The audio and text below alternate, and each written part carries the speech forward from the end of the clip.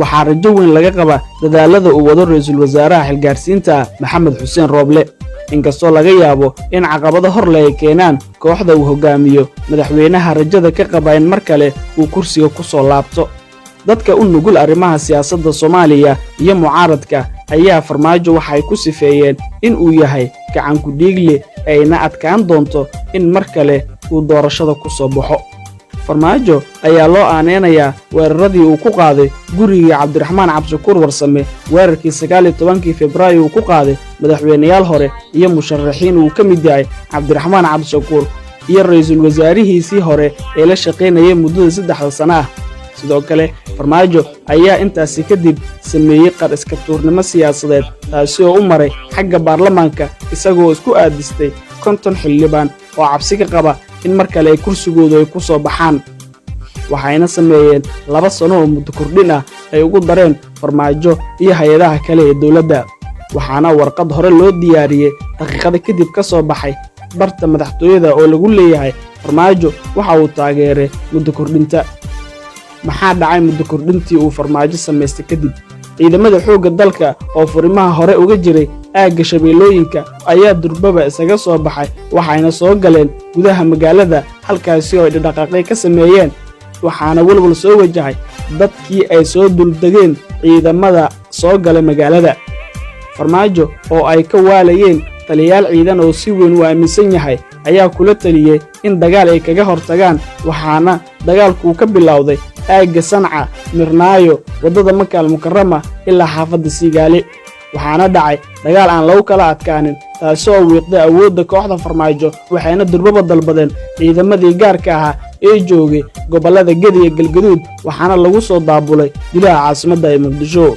Farmaajo oo u diyaarsanaa in mar kale uu dagaal qaado ayaa intii uusan dagaalka qaadin waxaa ka soo horjeestay ra'iisul wasaarihiisii iyo labada madaxweyne ee dowlad goboleedyada Hirshabelle iyo Galmudug oo uu markaas shafka ku watay. Farmaajo ayaa durbaba ka laabtay dagaalkii uu waday waxa uu dareemay in dabarjiin weyn uu kala kulmay dadka uu shafka ku watay. khudbad aanan macno badan xambaarsaneen ayuu habeenkii jeediyay isagoo warkii ku soo gabagabeeyay baarlamaanka ayaan ku laabanayaa. intaasi kadib waxa uu aaday baarlamaankii oo uu dusha kaga saaray eedda muddo kordhinta waxaana xildhibaanadii ay ka laabteen muddo kordhinta ay u sameeyeen madaxweyne Farmaajo. maalinkaas khudbad uu jeediyay Farmaajo ayuu ku sheegay in arrimaha doorashadu uu ku wareejiyay ra'iisul wasaare Maxamed Xuseen Rooble oo culays badan soo fuulay ayaa durbaba bilaabay dadaalo uu ku kala qaadayo ciidamada isku horfadhiya magaalada Muqdisho waxaana kulamo la qaatay mucaaradka oo uu ka dhameeyay in ay isaga ku kalsoonaadaan taasi oo mucaaradku uu aqbalay.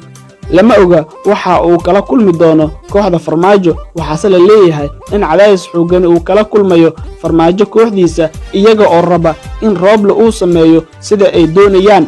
waxaase xusid mudan in ra'iisul wasaare Rooble uu mucaaradku iyo ciidamadii ka baxay Muqdisho ay u soo dhiibeen fariin ah in xeelka laga qaado taliyaasha ciidamada booliska militariga iyo nabad sugidda.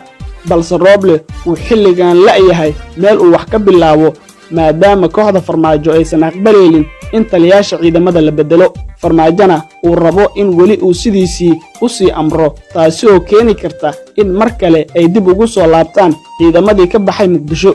Rooble hadduusan hadda isticmaalin awoodda uu leeyahay sheekadu waa jugjug meeshaada joog. waxaa sidoo kale Rooble uu garab weyn ka helayaa madaxda dowlad goboleedyada Jubbaland iyo Puntland iyagoo sheegay in shirka uu cilaamiyay ka soo qayb galayaan balse weli ay taagan tahay waxyaabihii hore la isugu mari waayay oo u baahan in la xalliyo. waxaana ka mid ahaa arrinta gobolka Gedo iyo guddiga doorashooyinka oo murankii ugu xoogganaa ka taagnaa. Farmaajo ayaa hore loogaga bartay in shirka oo socdo uu yiraahdo shirkii ayaa fashilmay balse waxaa xilligan dhigta loo raaricinayaa taatikada kale uu Farmaajo isticmaali doono markii uu bilowdo shirka lagu madalsan yahay 20 bisha May.